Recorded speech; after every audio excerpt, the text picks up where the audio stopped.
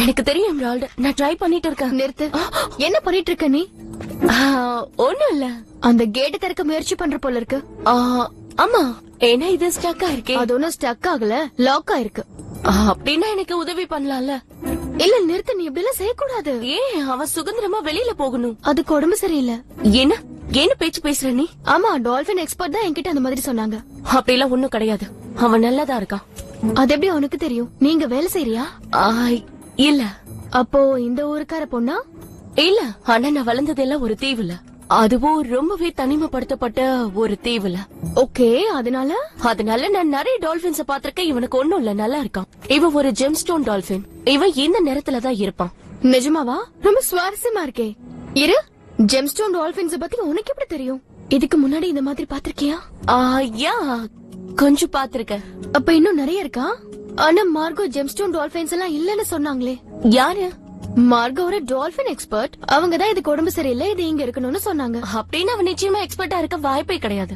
Dolphin சுதந்திரமா இருக்கணும்னு எனக்கு தெரியும், நானும் அதை ஒத்துக்கிறேன். அப்புறம் என்ன? நாளைக்கு மத்தியானம் மார்கோ டாக்டர் இங்க வரவழைக்கிறாங்க. ஒரு மீன்காரனோட வலையில இந்த டால்பின் மாட்டிக்கிச்சான். அதனால இதை நல்லா செக் பண்ண அப்புறம் தான் விட முடியும்னு சொன்னாங்க. இந்த டால்பின்க்கு எந்த பிரச்சனையும் இல்ல, நீ சொல்றத நான் ஒத்துக்கிறேன். கவலைப்படுறத விட்டுட்டு இதை செக் பண்றது நல்லது இல்ல. அதுவும் நாளைக்கே பண்ண போறாங்க. சரி, அப்ப நம்ம ஒரு ஒப்பந்தத்துக்கு வரலாம். இன்னும் நிறைய ஜெம்ஸ்டோன் டால்பின் இருக்குன்ற விஷயத்த நீ மார்கோ கிட்ட சொல்லக்கூடாது. அதே மாதிரி நாளைக்கு டாக்டர் வர வரைக்கும் நான் வெயிட் பண்றேன். ஒத்துக்கிறேன்.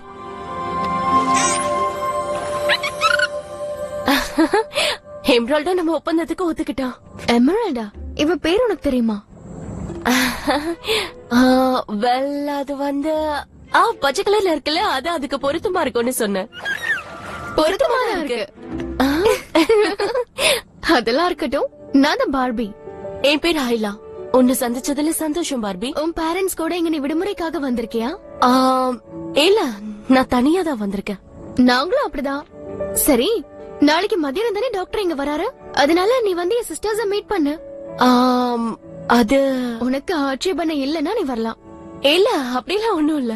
கிரேட், அப்ப வா போலாம். நாளைக்கு வந்து உன்னை நான் கூட்டிட்டு போறேன்.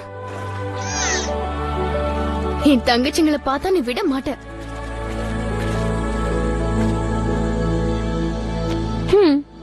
ஏதாவது அழகான பறவைகள் இருக்கா? என் போட்டோ பிளாக்ல அதையும் ஆட் பண்ணுவேன். பறவைகளா? இல்ல, நான் மக்களை தான் வேடிக்கை பாப்பேன்னு சொன்னேன்ல. என்ன? இனிமேல் யார் பீச்சுக்கு போனாலும் அவங்க பொருட்களை பத்திரமா பாத்துக்கணும்னு சொல்லுவேன். நீங்க வந்துட்டீங்களா? யாருக்கு பிஸ்கட் வேணும்? ஹாய் காய்ஸ், இது என் புது ஃப்ரெண்ட் ஐலா.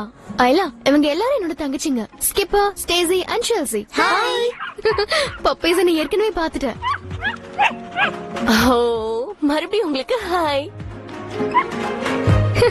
அவளுக்கு ஒண்ணு ரொம்பவே பிடிச்சிருக்கு போல இருக்கு. மறந்துடாதீங்க, நமக்குள்ள ஒரு ரகசியம் இருக்கு. ஹாய், நான் தான் செல்சி.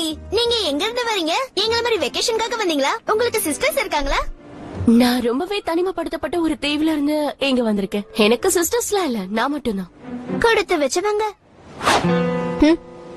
எங்க கிட்ட ஏதாவது சொல்ல விரும்புறியா? விளையாட்டுக்கு சொன்ன.